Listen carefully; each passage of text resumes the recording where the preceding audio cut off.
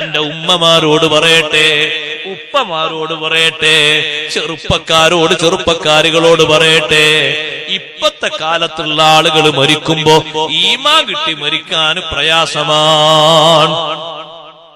കാരണം നിങ്ങൾ ഓരോ വീട്ടിലും കയറി പരിശോധിച്ചു നോക്ക്.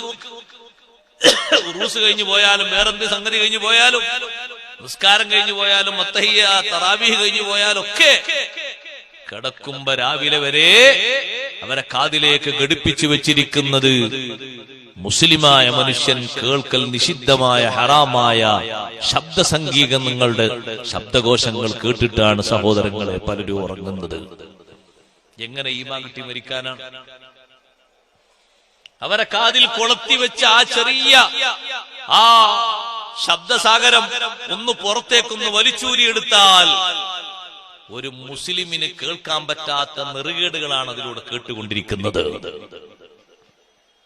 അനാവശ്യമായ ഒരു ശബ്ദവും കേൾക്കരുത്. മ്യൂസിക് കേൾക്കൽ ഹറാമാണ്. തത്തുല്യമായ ശബ്ദസാഗരങ്ങൾ കേൾക്കുന്നതൊക്കെ നിഷിദ്ധമാണ്.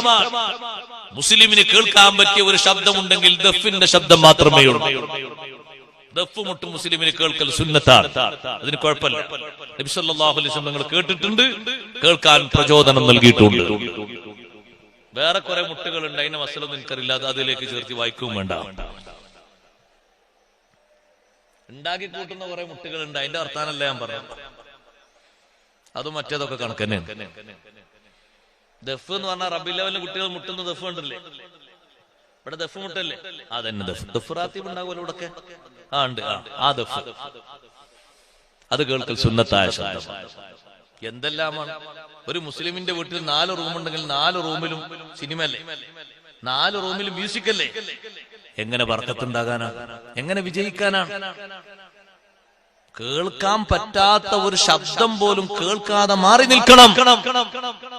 കാണാൻ പറ്റാത്ത ഒരു രംഗം കാണാൻ കഴിയില്ലെങ്കിൽ മാറി നിൽക്കണം. മാറി നിൽക്കുന്നവനാണ് മുസ്ലിം മുഅ്മിൻ. വല്ലദീന